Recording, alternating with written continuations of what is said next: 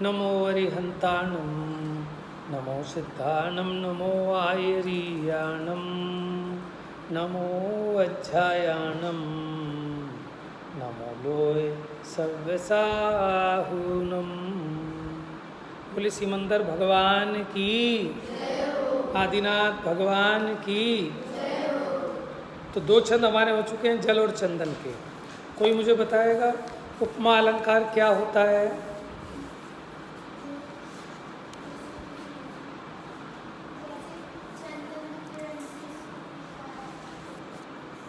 ठीक है, very good. जब कभी किसी एक शब्द की किसी अन्य से तुलना की जाती है तो वहाँ उपमा अलंकार होता है। अलंकार कहते हैं आभूषण को। अलंकार किसे कहते हैं? आभूषण को। जैसे आभूषण नारी की शोभा को बढ़ा देते हैं, उसी प्रकार अलंकार शब्दों के सौंदर्य को बढ़ा देते हैं। ठीक है, भाषा के सौंदर्य को बढ़ा देते हैं, उन्हें अलंकार कहते हैं। उपमा अलंकार क्या होता है? जहाँ किसी की तुलना की जाती है किसी से, जैसे चंद्रमा जैसा मुख, ठीक है, कमल जैसे चरण, ठीक है, जल जैसे हे प्रभु आप। समझ में आए? ये सब उपमा अलंकार है। और इसमें एक अलंकार आ रहा है अनुप्रास अलंकार। अनुप्रास अलंकार क्या होता है? किसी एक अक्षर की बार बार अनुवृत्ति होती है। ठीक है, जैसे कोई उदाहरण याद है? काली घटा का घमंड घटा, नहीं, वो तो घटा घटा दो बार आ रहा है। वो दो बार आया है और दोनों बार अलग अलग अर्थ को लिए हुए है। वो है यमक। यमक अलंकार में क्या होता है? एक से ज़्यादा बार आता है एक शब्द, लेकिन हर जगह अलग अलग अर्थ होता है। वेणी, वेरी गुड, रघुपति राघव भाई साहब। तो इसमें र शब्द, र अक्षर की बार बार आवृत्ति हो रही है, रिपीट हो रहा है। रघुपति में भी र, राघव में भी र, राजा में भी र। ठीक है, तो र एक ही अक्षर की रिपीटेशन वहाँ होता है अनुप्रास अलंकार। यमक अलंकार क्या बताया आपको? शब्द एक से अधिक बार आएगा, लेकिन हर बार उसका डिफरेंट मीनिंग होगा। जैसे काली घटा का घमंड घटा, तो घटा घटा दो बार आया है। पूछूंगा ये पेपर में, घटा घटा, एक घटा होती है बादलों वाली घटा, और घटा मैंने कम हो गई। तो काली घटा का घमंड घटा, इसका मतलब जो घटाएं हैं इनका घमंड मिट गया, घट गया। तो एक घटना घटने के अर्थ में, और एक घटा बादलों वाली घटा। वेणी बयाल की वेणी चुराई लीनी, है ना? ऐसा आप लोग पढ़े तो होंगे आपने अलंकार, 9th 10th वाले बच्चे, 8th में भी थे शायद।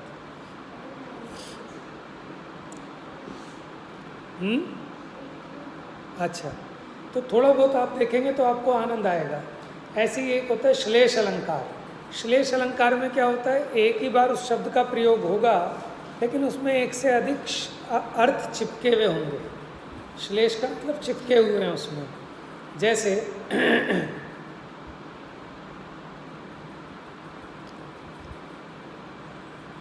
अब मुझे वो प्रसिद्ध उदाहरण तो कोई याद नहीं आ रहा, आपके हिंदी की पुस्तकों में होते हैं। अलंकार पढ़ रहे हो आप? श्लेष नहीं आया, तो शब्द तो एक ही बार आया, लेकिन उसके अर्थ दो निकल रहे हैं। जैसे अपने यहाँ देखो, पूजा में कल हमने जो जल का लिया था,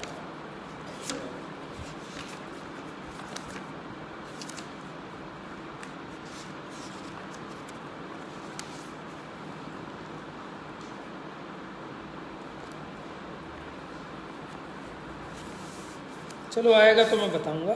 अक्षर एक बार आएगा, लेकिन उसके मीनिंग दो या दो से अधिक होंगे। तो चलिए, जल और चंदन की हमने बात की, और हमने यहाँ सामग्री, जो सामग्री है वो तो सुंदर है ही।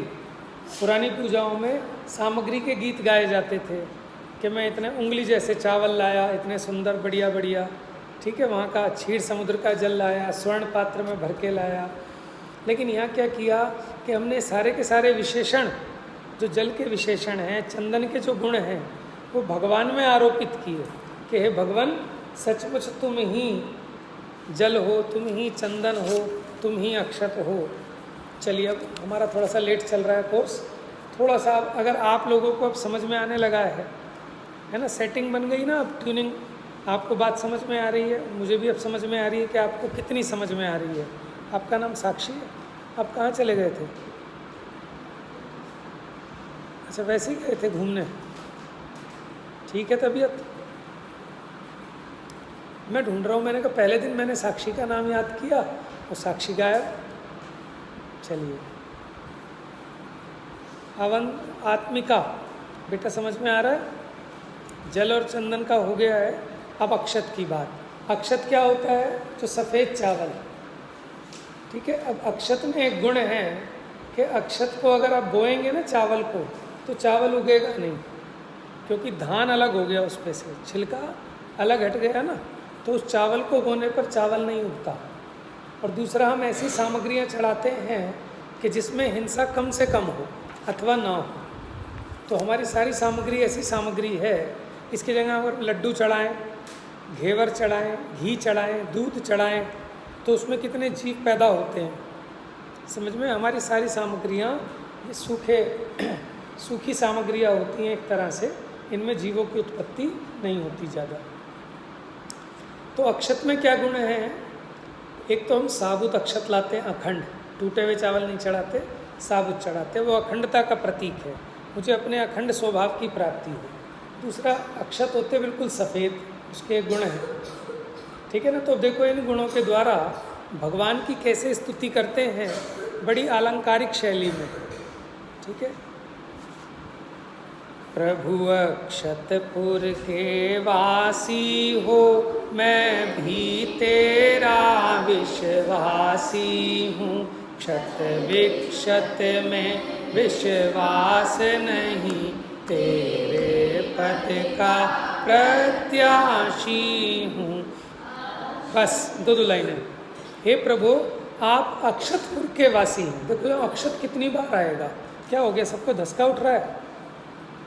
पंखा बंद कर लो, धस ठीक हो जाएगा। अक्षत, हर बार अक्षत का अलग अलग अर्थ मिलेगा आपको।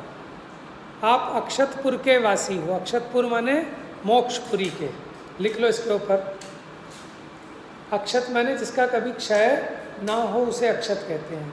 तो आप अक्षतपुर के वासी हो माने मोक्षपुरी के वासी हो। और दूसरा अर्थ ये हो सकता है कि अपना जो स्वभाव है वो अक्षत है, तो आप अपने स्वभाव में निवास करते हो, तो ये हो गया श्लेष अलंकार। क्या हो गया? तो अक्षतपुर कह के हमने शिवपुरी भी कह दिया, यानी मोक्ष नगरी, और अक्षतपुर कह के अपना शुद्ध स्वरूप भी कह दिया। भगवान कहाँ रहते हैं? अगर व्यवहार से कहें तो मोक्ष में, और निश्चय से कहें तो अपने अक्षत स्वभाव में, ठीक है। मैं भी तेरा विश्वासी हूँ। विश्वासी माने मुझे आप पे भरोसा है। अब मैं भी क्या, कि मैं भी आप जैसे नगर में रहना चाहता हूँ। इसका नाम है कि मैं भी तेरा विश्वासी हूँ। मुझे भी भगवान आपका विश्वास हुआ है। समझ में आया? यानी आपकी श्रद्धा हुई है। जैसे आप अपने स्वरूप में रहते हो, उसी प्रकार मैं भी मेरे स्वरूप में रहूं। इसका मतलब क्या हो गया? मैं भी तेरा विश्वासी हूँ, ठीक है। प्रभु अक्षतपुर के वासी हो। अक्षतपुर का मतलब क्या बताया? मोक्षपुरी के। और दूसरा अर्थ क्या है? अपने अखंड अक्षत स्वभाव में रहते हो, ठीक है। और मैं भी तेरा विश्वासी हूँ माने मुझे भी आपका ये पद पसंद आया है। जैसे आप अपने स्वरूप में रहते हैं, उसी प्रकार मैं भी आप अपने स्वरूप में रहना चाहता हूँ। आगे देखो, क्षत विक्षत में विश्वास नहीं। किताब दिलाऊं आपको, याद है? क्षत विक्षत में विश्वास नहीं। क्षत विक्षत क्या होते हैं?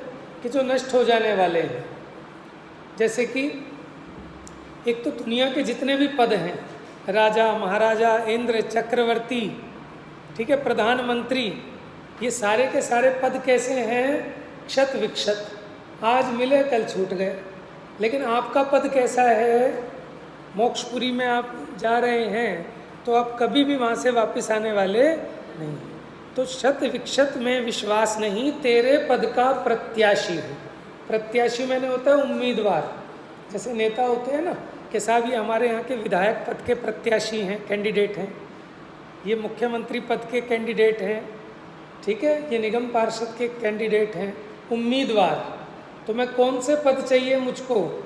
मुझे कोई इंद्र का पद नहीं चाहिए, नरेंद्र का पद नहीं चाहिए, चक्रवर्ती का पद नहीं चाहिए, मुझे तो बस आपका पद ही चाहिए। प्रत्याशी माने उम्मीदवार, ठीक है। मुझे क्या चाहना है वो है ना, तुमसे लागी लगन में बोलते हैं ना, इंद्र सुख की भी चाह नहीं है, स्वर्ग सुख की भी चाह नहीं है, ठीक है। उसी प्रकार ये बात समझ में आ रही है आपको? थोड़ा लेवल ऊंचा है, आपको अपना लेवल थोड़ा सा बढ़ाना पड़ेगा, क्योंकि ये साहित्यिक दृष्टि से भी उच्च है और अध्यात्म तो इसमें ऐसे भरा हुआ है कि बहुत ज़्यादा। तो क्षत विक्षत में विश्वास नहीं, इसका मतलब मिताली नहीं आई आज? देश ना बताओ, क्षत विक्षत में विश्वास नहीं।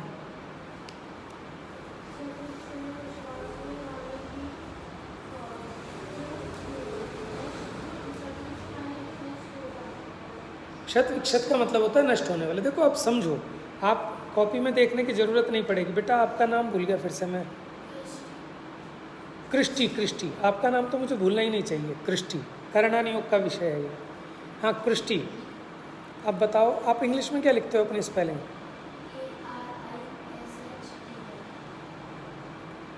अच्छा बताओ बेटा, क्षत विक्षत में विश्वास नहीं, इसका मतलब क्या हुआ? Very good. जो नष्ट होने वाले पद हैं, टेम्परेरी पद हैं, इंद्र चक्रवर्ती नरेंद्र के, इसमें मेरा भरोसा नहीं है। और दूसरा अर्थ भी ले सकते हैं क्षत विक्षत, यानी मोह राग द्वेष के जो भाव हैं, अब वो मुझे उपादेय नहीं लगते, ये भी लिख लो इसका अर्थ। क्षत विक्षत कौन से होते हैं भाव? मोह राग द्वेष के भाव। अब उसमें मेरे को वो भाव अच्छे नहीं लगते, मुझे तो आपके जैसा शुद्ध भाव चाहिए। तेरे पद का प्रत्याशी हूँ, माने जिस पद को आपने पाया उसी पद को मैं भी चाहता हूँ। अक्षत का अक्षत संबल ले, अक्षत साम्राज्य लिया तुमने, अक्षत विज्ञान दिया जग को, अक्षत ब्रह्मांड किया। वाह कितनी अच्छी बातें, कुछ कुछ समझ में आ रही है आपको? अक्षत का अक्षत संबल ले, तो कौन से अक्षत का आपने संबल लिया? संबल माने अवलंबन। संबल माने क्या होता है? तो कौन से अक्षत का अवलंबन लिया? देखो अक्षत माने अपना स्वभाव, जो कभी नाश को प्राप्त नहीं होने वाला, ऐसा अपना चैतन्य स्वभाव। अक्षत का अर्थ लिखो यहाँ, चैतन्य स्वभाव का। अक्षत जो कभी छूटे नहीं, अटूट। दूसरे अक्षत का अर्थ लिखो अटूट। अब देखो अक्षत कितनी जगह आ रहे हैं और हर जगह अक्षत का एक अलग अलग अर्थ है, समझ में? इसे कहते हैं भाषा का सौंदर्य। भाषा में चमत्कार उत्पन्न किया, एक ही शब्द अलग अलग अर्थों को बता रहा है। आप में से लिखते हैं कोई बच्चा लिखता है पोएम, कविता? जो लिखते हो तो आपको सीखना चाहिए कि देखो कैसे लिखी जाती है कविता। आ रहा है बेटा समझ में? ज्ञानम ज्ञायक, अक्षत का अक्षत संबल ले, माने किसका मैंने अवलंबन लिया? जैसे लाठी का अवलंबन लेके कोई चलता है पहाड़ पर, तो उसी प्रकार मैंने किसका अवलंबन लिया? अक्षत माने चैतन्य स्वभाव का। और वो अवलंबन भी कैसे लिया? कि कस के। अब वो छूटेगा नहीं कभी भी, मोक्ष में जाने तक अब वो कभी नहीं छूटेगा। तो अक्षत का अक्षत अवलंबन लेकर आपने क्या किया? अक्षत साम्राज्य लिया तुमने। अब अक्षत साम्राज्य माने क्या? अक्षत साम्राज्य माने कि आपने ऐसा माने आप ऐसे राजा बने कि जो कभी अब पद नष्ट होने वाला। अक्षत का मतलब क्या होता है? कि जो कभी नष्ट ना हो। यानी आपने किसको प्राप्त किया? अरहंत दशा को प्राप्त किया, सुखमय दशा को प्राप्त किया। अब वो सुखमय दशा कभी भी नष्ट होने वाली नहीं है। अक्षत विज्ञान दिया जग को। विज्ञान का मतलब क्या है?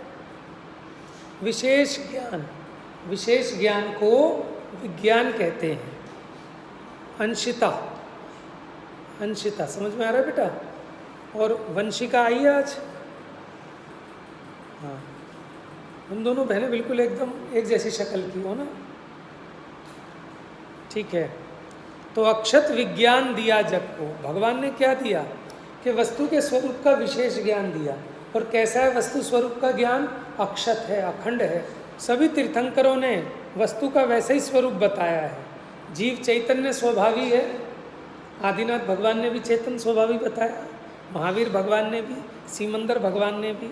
तो अक्षत विज्ञान दिया जग, क्योंकि भगवान को जब केवल ज्ञान हो गया तो उनकी वाणी में जो वस्तु का स्वरूप आया वो अकाट्य है, ठीक है, अखंडित है, किसी से विरोध को प्राप्त होने वाला नहीं है, ठीक है। बहुत ज़्यादा मत लिखो, आप समझ लो इसको, मोटा मोटा तो ख्याल में आना चाहिए आपको। अक्षत विज्ञान दिया जग को, अक्षत ब्रह्मांड किया तुमने, विश्व को अक्षत कर दिया। लेकिन कौन से विश्व को? यहाँ विश्व का मतलब लोक है, चैतन्य लोक। अपने चैतन्य लोक को क्या कर दिया? अक्षत कर दिया, यानी अपनी स्वाभाविक पर्यायों को प्रकट कर लिया। ये जो लिखा है ना, अक्षत ब्रह्मांड किया तुमने, यानी अब आपके जो द्रव्य गुण पर्याय थे वो पूर्ण शुद्ध हो गए हैं। समझ में आया? मैं केवल अक्षत अभिलाषी, अक्षत अतएव चरण लाया, निर्वाण शिला के संगम सा, धवलाक्षत मेरे मन भाया। देखो, मैं केवल अक्षत अभिलाषी, मुझे केवल अक्षत की अभिलाषा है। अक्षत माने जो कभी नष्ट ना हो, ऐसे पद की आशा है। अतएव, अक्षत अतएव चरण लाया, इसलिए जो अक्षत है चावल, अब यहाँ पे आया अक्षत का अर्थ, जो सफ़ेद चावल हैं वो मैं आपके चरणों में चढ़ाने के लिए लाया हूँ। अच्छा एक बात बताओ, भगवान खुश हो जाते होंगे कि आप इतने सुंदर चावल चढ़ाए आपने मुझे? नहीं होते खुश? तो फिर हमारे चढ़ाने का फ़ायदा क्या है? अपने लिए कि बाद में हम खाएंगे बना के चावल? किस लिए चढ़ा रहे हैं बताओ? आपसे कोई भी पूछेगा, आपको सब प्रश्नों का जवाब आना चाहिए। और देखो, जब आप इस सीट पे बैठेंगे ना तो नीचे वाला आज़ाद है, वो कुछ भी पूछेगा उठपटांग, आपको जवाब देना पड़ेगा। समझ में आया? आप ये नहीं कह सकते मुझे नहीं आता, क्या बेहुदा प्रश्न पूछते हो, तुम पागल हो, ये नहीं, आपको उसका समाधान करना आना चाहिए, तभी आप विद्वान और कहलाएंगे। ठीक है, बताओ फिर क्यों चढ़ाते हो चावल? बताओ बेटा। Very good. हम अक्षत चढ़ाकर ये भावना बातें हैं, जैसे ये अक्षत अखंडित है, सफ़ेद है, शुद्ध है, ऐसे मुझे भी अपने शुद्ध स्वभाव की प्राप्ति हो, अक्षत स्वभाव की प्राप्ति हो। लेकिन ये चावल चढ़ा क्यों रहे हो? कि भैया चावल जो है खाने लायक नहीं है, ये खाना अपराध है। मैं इसमें सुख मान रहा था लेकिन इनमें सुख नहीं है। और जगत में जो भी अपने को जरूरी सामग्री लगती है, उत्तम सामग्री, वो सब हम अपने आराध्य के सामने समर्पित कर देते हैं। माने मुझे आपका सुख इतना अच्छा लगा कि जिसे मैं जगत में अच्छा समझता था वो सारी चीज़ें अब मैं छोड़ने को तैयार हूँ। एक्चुअल में तो वो त्याग करने की भावना है। समझ में है?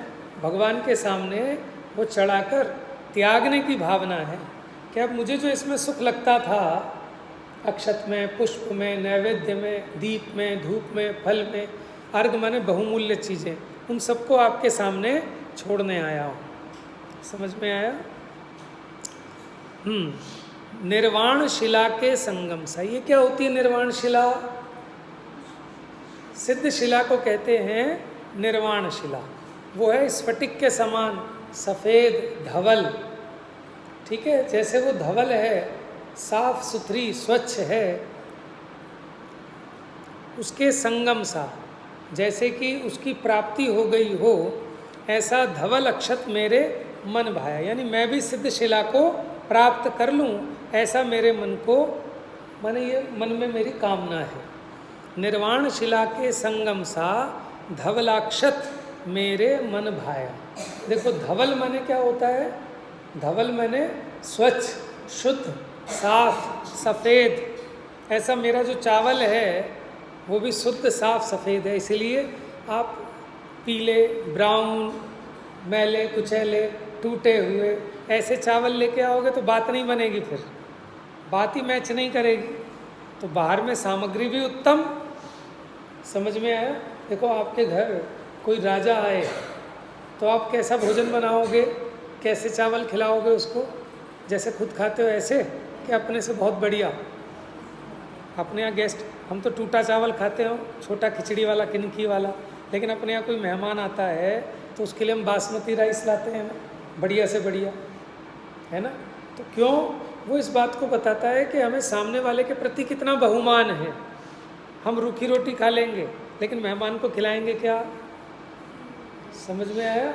हम बासी खा लेंगे, सुबह का बचा हुआ, मेहमान को खिलाएंगे क्या? क्यों? ये बहुमान का प्रतीक है।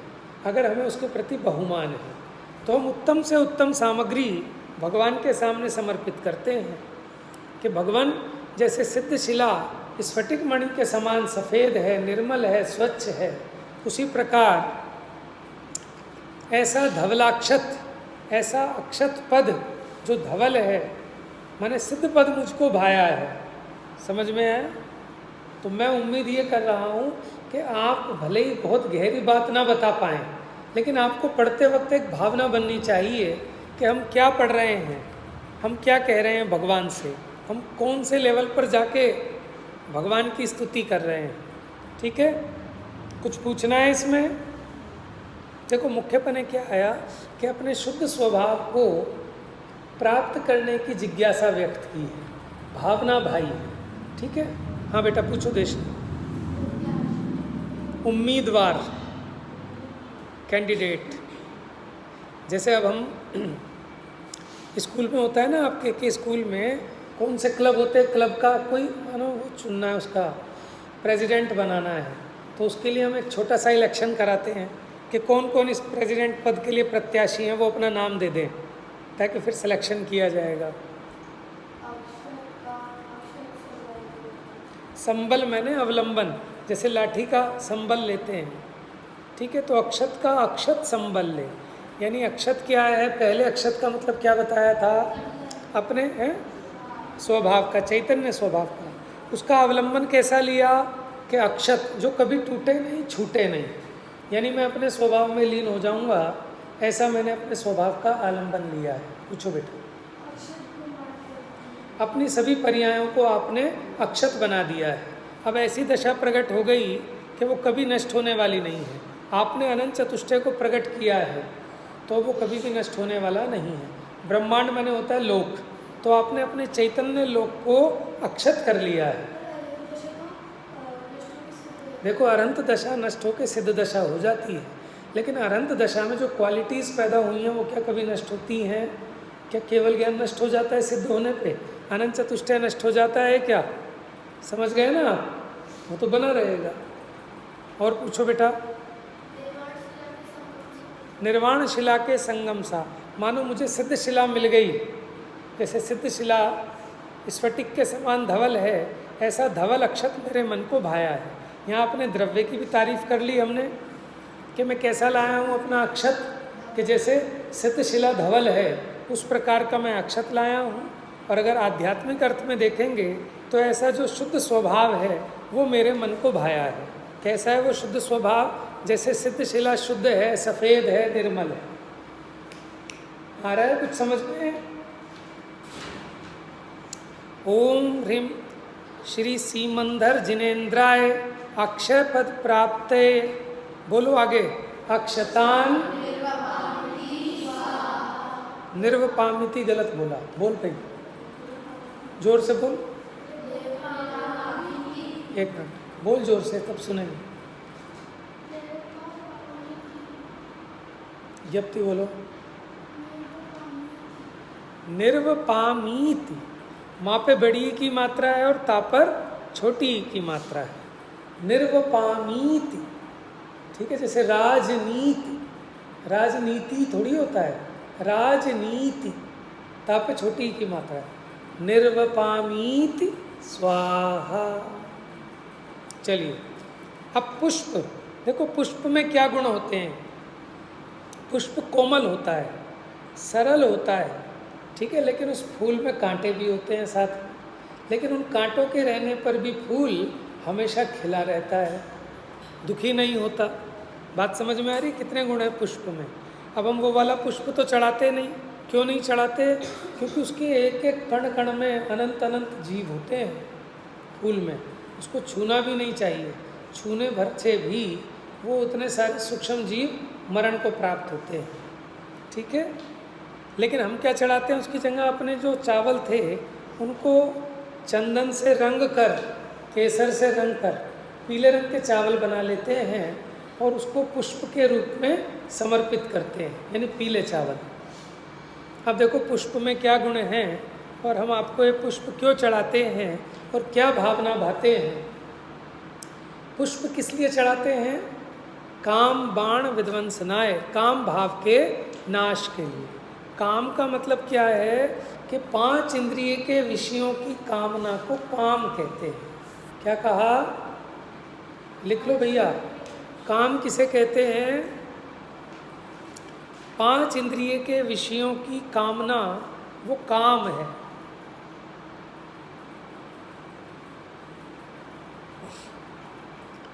ये चीज़ें पूछ लूँगा एग्ज़ाम में और आपने प्रश्न बनाए हैं, क्योंकि नोटबुक के 10 नंबर हैं। वीकली बेसिस पे लूँगा मैं आपकी नोटबुक्स, ठीक है। ग्रुप वाइज लूँगा, 9th की ले लूँगा एक बार 10th की। 5 इंद्रियों के विषयों की कामना, उसको यहाँ काम कहा। चलिए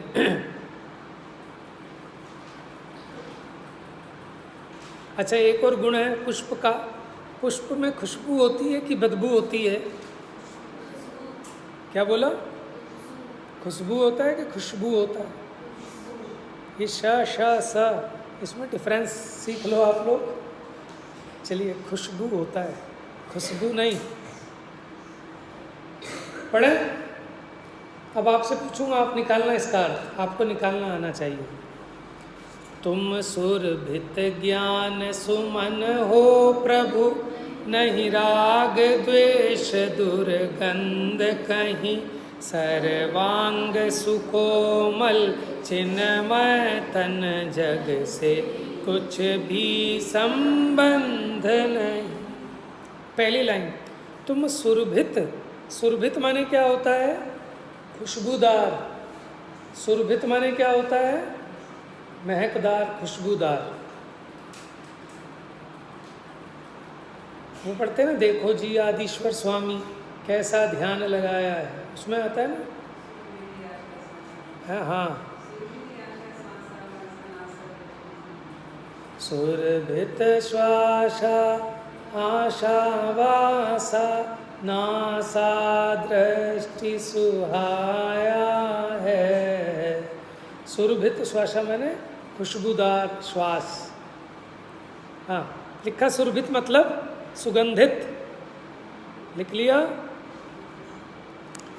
ज्ञान सुमन हो प्रभु। आप कैसे सुमन हो? सुमन माने क्या होता है? सुमन माने फूल नहीं, फूल। फूल फूल फूल नहीं, फूल फूल, ठीक है। अच्छा देखो, सुमन का एक और अर्थ लिखो। ये हो गया श्लेष अलंकार आपका। सुमन का मतलब एक तो हो गया पुष्प, और एक सुमन, सुंदर मन वाला, यानी ज्ञानी। सुमन के 2 अर्थ हो गए, एक तो पुष्प और एक ज्ञानी। बात समझ में आई भाई? ज्ञानी, ज्ञानम एंड ज्ञायक। सुमन का दूसरा अर्थ क्या बताया? सु माने सुंदर, मन यानी ज्ञानी, सुमन, ठीक है। ये कौन सा अलंकार हो गया? यहाँ पर एक शब्द में 2 भाव चिपके हैं, 2 अर्थ चिपके हैं। जहाँ एक से अधिक अर्थ चिपके हों उसे कहते हैं श्लेष अलंकार। लिख लेना छोटा सा, आधा श शलगम वाला, फिर ले, फिर श षटकोण वाला, श्लेष। नहीं राग द्वेष दुर्गंध कहीं। आप में दुर्गंध नहीं है। कौन सी दुर्गंध नहीं है? राग द्वेष की दुर्गंध नहीं है। सर्वांग सुकोमल चिन्मय तन। आप कैसे हैं? सर्वांग, आपके सभी अंग सुकोमल हैं। सुकोमल समझते हो आप? सुकोमल, कोमल, जैसे सुकमाल मुनि के थे। चिन्मय तन कैसे हैं? लेकिन चेतनामय है। कैसे हैं? आपका शरीर कैसा है? देखो जो शरीर आपको दिखाई दे रहा है ना, वो अनंत भगवान है, या जो वो चैतन्य है वो अनंत भगवान है। समझ में आया? ज्ञान शरीरी, ज्ञान शरीरी है वो, ज्ञान उनका शरीर है। वास्तव में शरीर भगवान नहीं है। जो आप दर्शन करते हो ना, शरीर के नहीं करना, शरीर के माध्यम से अनंत ज्ञान, अनंत दर्शन, अनंत सुख, अनंत बल, ऐसे स्वरूप में जो केवल ज्ञान युक्त, वो है वास्तव में अनंत परमात्मा है। जैसे आप अपनी मम्मी का फोटो देखते हो तो फोटो के दर्शन होते हैं कि मम्मी के दर्शन हो जाते हैं? फोटो देख के मम्मी के हो जाते हैं, मन में मम्मी पूरी की पूरी दिखाई दे जाती है। ऐसे ही वो इनका फोटो है, वो फोटो देखकर आपको अनंत भगवान कब याद आएंगे? जब आपको उनकी क्वालिटीज़ पता होंगी, उनके गुण पता होंगे। समझ में आया? तो कैसा है भगवान? सर्वांग सुकोमल चिन्मय तन। चिन्मय माने चेतनमय है आपका शरीर, जग से कुछ भी संबंध नहीं, आपका जगत से कोई संबंध नहीं है। ये तो संबंध सारे शरीर के होते हैं कि शरीर को जन्म दिया वो माता पिता, ठीक है, शरीर के साथ उत्पन्न हुए भाई बहन, इस शरीर से उत्पन्न हुए पुत्र पुत्री। तो आपका तन कैसा है? चिन्मय तन है, इसलिए जग से कुछ भी आपका संबंध नहीं है। निज अंतरवास सुवासित हो, शून्यांतर पर की माया से, चैतन्य विपिन के चितरंजन हो, दूर जगत की छाया से। निज अंतरवास सुवासित हो, यानी अपने अंदर के आनंद की खुशबू से महक रहे हो। वास मैंने होता है सुगंध, अंदर की सुगंध से सुगंधित हो, बाहर के सेंट से नहीं।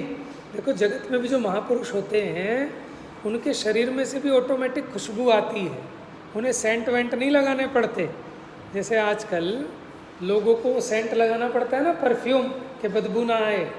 लेकिन जो महापुरुष हैं उनके ऐसे पुण्य के उदय से ऐसा शरीर होता है, सुगंधित तन, उनके शरीर में से भी सुगंध आती है। लेकिन ये शरीर की सुगंध की बात है कि आत्मा की सुगंध की बात है? आत्मा में सुगंध नाम का गुण होता है क्या? नहीं होता है, तो पुद्गल में होता है। तो कौन सी सुगंध?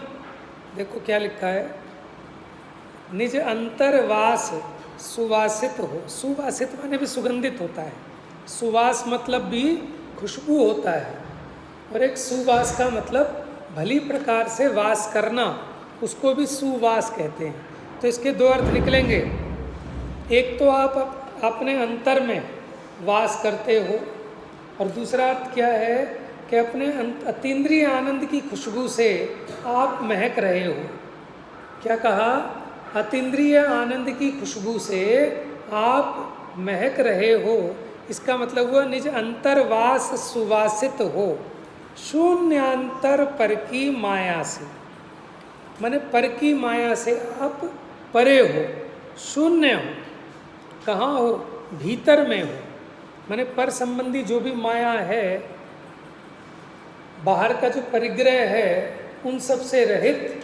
शून्य का मतलब रहित हो, अंदर में हो, पर की माया से, माने पर पदार्थों से भिन्न आप अपने स्वरूप में गुप्त हो।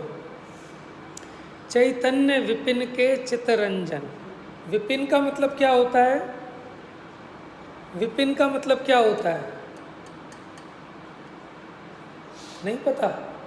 विपिन मतलब होता है जंगल। चैतन्य रूपी जंगल में चितरंजन। चितरंजन किसको कहते हैं? जो चित्त को रंजित करे। रंजित माने रंजायमान कर ले, मन को हर ले। समझ में है? जैसे आप अच्छे सुंदर जंगल में जाओ तो वहाँ सुंदर फूल देखकर, सुंदर ग्रीनरी देखकर आपका मन प्रसन्न हो जाता है ना। तो उसी प्रकार हे भगवान, आप अपने चैतन्य रूपी बाग में, ठीक है, कैसे हो? चित्तरंजन, भव्य जीवों के चित्त को हरने वाले हो, दूर जगत की छाया से। छाया माने आप पर पदार्थों के प्रभाव से रहित हो, आप पर पदार्थों से, पर द्रव्यों से प्रभावित नहीं होते।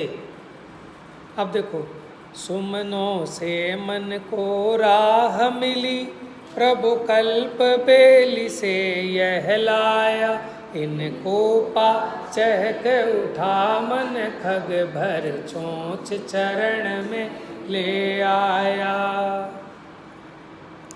जैसे कोई पक्षी हो, उसको कहीं से कोई सुंदर फल मिल जाए लता के ऊपर से, तो वो सुंदर फल अपनी चोंच में भरकर ले आए और जो उसको सबसे प्रिय लगता है उसके सामने चढ़ा दे।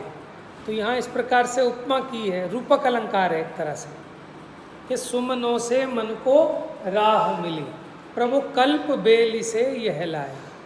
देखो इसके दो अर्थ हैं। सुमन के दो अर्थ बताए ना, पुष्प, तो बाहर में जो पुष्प हैं उनको देखकर हमारा मन चंचल हो जाता है। इतना सुंदर फूल देखकर बच्चों का जी ललचा जाता है ना, अरे इस सुंदर फूल को मैं ले लूं, और ले भी लेते हो। तो फिर कहते जो मुझे सबसे प्यारा लगता है उसको दूंगा, जो मेरा बेस्ट फ्रेंड है उसको दूंगा, देखो इतनी अच्छी चीज़ है ना।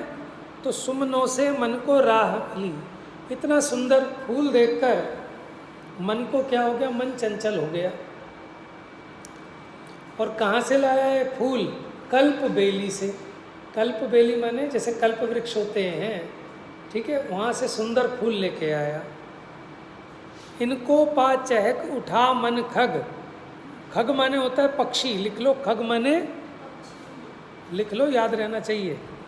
मन रूपी पक्षी खुश हो गया इतने सुंदर फूल को पाकर,